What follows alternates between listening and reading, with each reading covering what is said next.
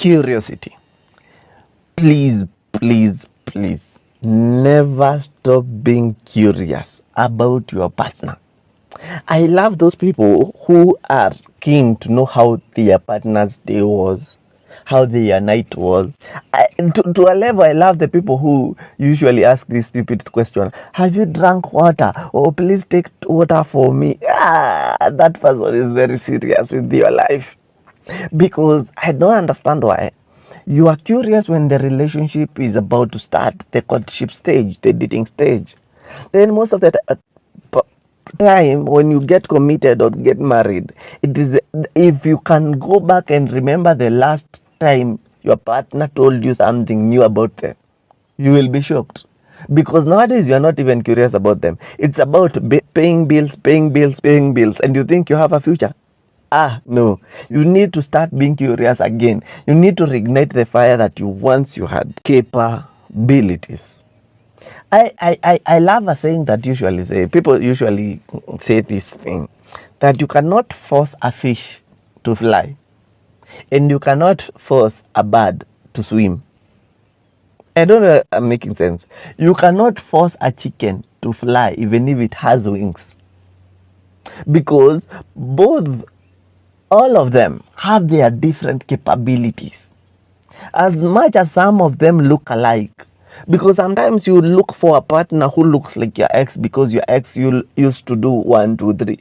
But looking alike doesn't mean they have the same capability and capacity. And in every relationship, you need to understand people are different. So you need to know what you are looking in a person. You are not looking for the person, you are looking for the capability they have. Because in the relationship, you need a partner that can bring something on the table for you both to grow each other. Devoted. I usually envy these people who, man, they are, okay, they don't have that life, okay? I know they don't have that good life. But that couple is loyal towards each other. No matter who comes their way, you find someone can say no. Imagine no. They are being offered something they are working towards, but they are still holding on to their relationship. They believe that they can make it in life. They believe together as one.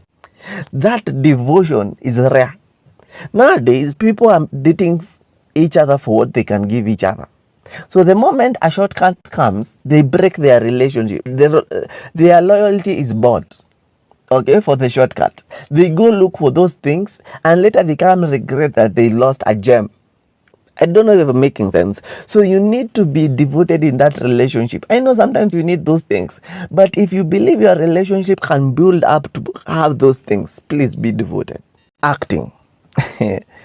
Everybody has a character.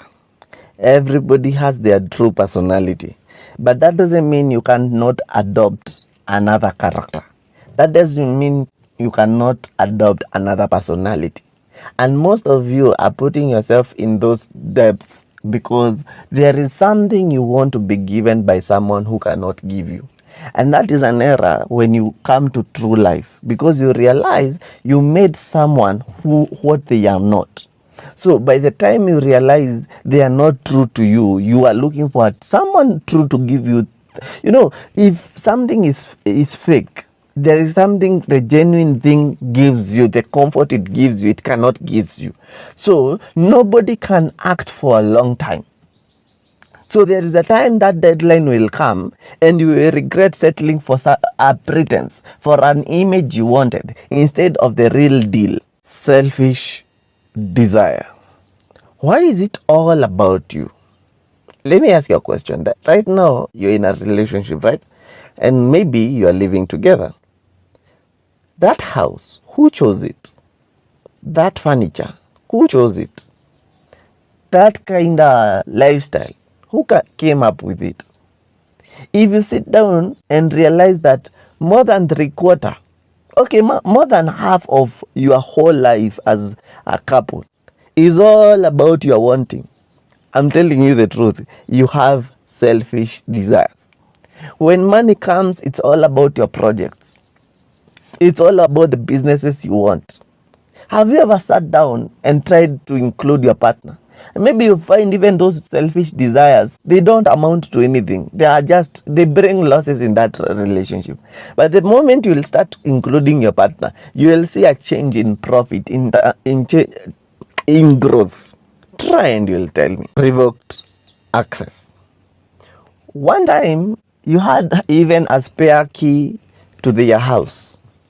One time, you would call anytime you want. One time, you would even invite yourself without even announcing. Right now,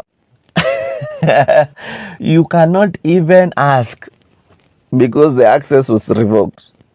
Do you know, most of us are in those dimensions where when we have it, we don't know the level of access we have been granted. Sometimes we take for granted the access we have. For example, your previous job, you thought it was bad, but you didn't know that even to pass through that gate was a privilege. Right now, you're thinking to go there, you have to get something we call appointment. It is the same thing with the relationship. You continue taking for granted what you have, that access that you have. The day it will be revoked, you will miss it. First connections. You might be there. You had a connection with someone, and you are still in that relationship, and you're like, how can I ignite the same connection that you had? Like, connection to you is a memory. For you, you forgot how it used to feel, how it slapped. But this is how you ignite a connection, according to me. You're in that relationship, and what happened is when the connection got lost, you started treating each other like a stranger. That this one comes out from work and prepare for themselves food and go to sleep and all that. Sometimes be stupid. They don't want to eat, take that food to that bedroom. They want to sleep without showering, drag their ass to the shower. You see that okay dish thing, because sometimes the connection is lost because both of you are pretending to be adults, mature guys. You see, relationships are not run by adults. They are run by adults who are kids, because love is stupid.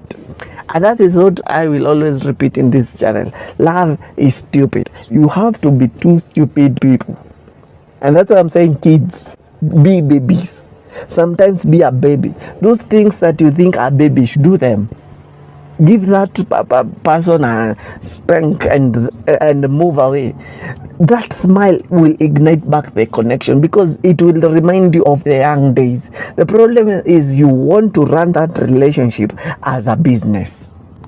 Stone face, he treated me like this, I will treat them like, I'll treat him like this, she did this to me, I will do this. No, that is stupidity. Leave that in the business area. When you come to the relationship, remember you are a baby.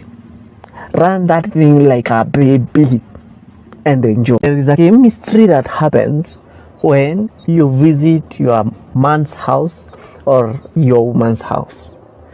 Normally, in a normal day, you can sleep late night chatting. But that day that you say you're going for a sleepovers at someone's you love, that is the day sleep comes early. It makes you feel like you're becoming an embarrassment or something, because you were not asleep. You were not a sleepy baby. But when you come closer to them after you eat and you go to bed, now you lay there, you're sleeping, you start feeling like you want to sleep. What happens? This is what happens. I was told by another doctor, so you chemicals align and all that. I don't understand. But the moment you feel you are comfortable somewhere, the first instinct someone has, the first feeling someone has is to rest. And you can rest and sleep and sleep and sleep, and later you wake up and be like, guy, I wasted that night. You didn't waste that night. It's just that your body needed the rest. And I told you, you find peace. That is your home. If you go to visit someone, and I know this, I'm talking for those people who are not sleepy babies. I know there are those people who sleep at 8. No, I'm saying these people who can translate. But that day that you are visiting your person, or you are with your person, it's a day that sleep binds in you like something else. Just know that is your person. That is someone you love. That is someone who gives you peace, and that is someone that you should call home. You guy, why do you do public proposals and keep that girl in a state of, I don't want to tell you no, for you to get embarrassed? I love you, but I'm not ready to get married. I love you, but hey, this one is not for now. But you end up being in a situation, putting them in a situation where they don't want to embarrass you. So they tell you yes for the sake of yes. And now some of them, you are fasted, you are rushing their life. You are just getting a girl who is 21, 22, 23, just figuring their life out, and you want to settle with them. In reality, this girl doesn't have an identity. They don't know even where they are heading. So they will settle thinking that marriage is everything, is goals. It's a goal to them. Listen to the people who have broken marriages. They tell you they got married early. And you find, you wonder, is it an error getting married early? No. It's because some of them, you're giving them to something, you're giving them an idea which they think it's okay, but they don't know what they are entering themselves to. So let's normalize not doing the proposals publicly. Because some of them, we are pushing them to say yes, for you not to get embarrassed, or yes, because they want to be favored among the people who are there, to feel that they are getting married and their peers are not getting married. So proposals, I value those people who proposed in their private and they come and tell us we are getting married. I respect that one, because you thought about it. You didn't do it for the people.